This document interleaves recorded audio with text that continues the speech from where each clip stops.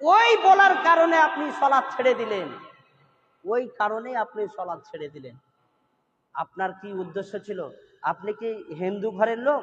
আপনি কি হিন্দু, না আপনি খ্রিস্টান, না আপনি বৌদ্ধ, না আপনি সেই আপনার নিচু জাতের মানুষ? আপনি আজান শোনার পর আপনি চায়ের দোকানে বসে থাকছেন, মানে আপনার কোনো বিবেক নেই, আপনার কোনো জ্ঞান নেই। আল্লাহ তাবারক ওয়া তাআলা আপনাকে বিবেক দিয়েছে, বুদ্ধি দিয়েছে, জ্ঞান দিয়েছে। আপনারা বিবেক বুদ্ধি কিচ্ছু কাজে লাগান না। আপনারা বিবেক বুদ্ধি আপনাদের সবারই আছে, কিন্তু সেই কাজে লাগান না। আল্লাহ তাবারক ওয়া তাআলা এই জন্য বলছেন যে মানুষ আজ কুকুর শিয়ালের চাইতে নিকৃষ্ট হয়ে গেছে, মানুষ আজ গরু ছাগলের চাইতে নিকৃষ্ট হয়ে গেছে। এই কারণে আপনি শুনতে পাচ্ছেন যে এটা আল্লাহ তাবারক ওয়া তাআলার ডাক, আপনাকে যেতে হবে। আপনি মুসলমানের ঘরে জন্ম নিতে, তাহলে আপনাকে খ্রিস্টানের ঘরে জন্ম নিতে হতো, আপনাকে হিন্দু হয়ে যেতে হতো, আপনাকে খ্রিস্টান হয়ে যেতে হতো, তাহলে আপনাকে কেউ বলার লোক ছিল না। আপনি কি করছেন? আপনি আজান শোনার পর আপনি চায়ের দোকানে বসে থাকছেন, আপনাকে লজ্জা লাগে না?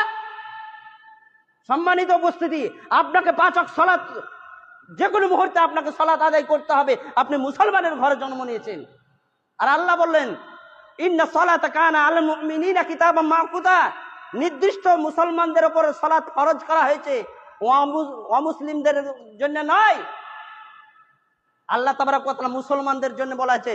কি অমুসলিমদেরকে আমি বলছি? আমি কি খ্রিস্টানদেরকে বলছি?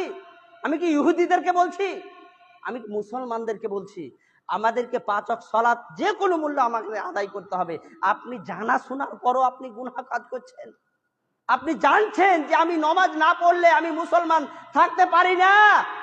আল্লাহ রাসূল বলেছেন আল আহাদুল্লাযী বাইনানা ওয়া বাইনাহুমা সালাতু ফামান তারাকা, আমাদের ও কাফেরদের মধ্যে পার্থক্যকারী হচ্ছে সালাত।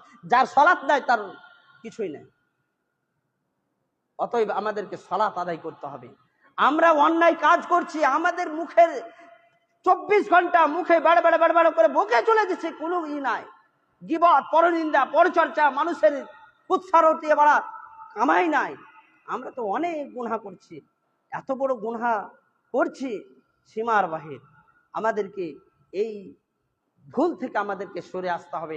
আল্লাহর কাছে খালেস অন্তরে, আল্লাহর কাছে আপনি খালেস অন্তরে যা জীবনে করেছেন আল্লাহর কাছে মাফ চেয়ে নেন।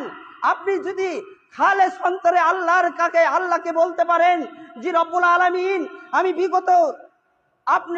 বিগত অনেক দিন আমি অন্যায় কাজ করে ফেলেছি, রব্বুল আলামিন আমি আপনার কাছে সিজদায় অবনীত হয়ে আছি, রব্বুল আলামিন আমার জীবনের যত গুনাহগুলো আছে আল্লাহ তুমি আমাকে ক্ষমা করে দাও। আল্লাহ তাবারক ওয়া তাআলা বলছেন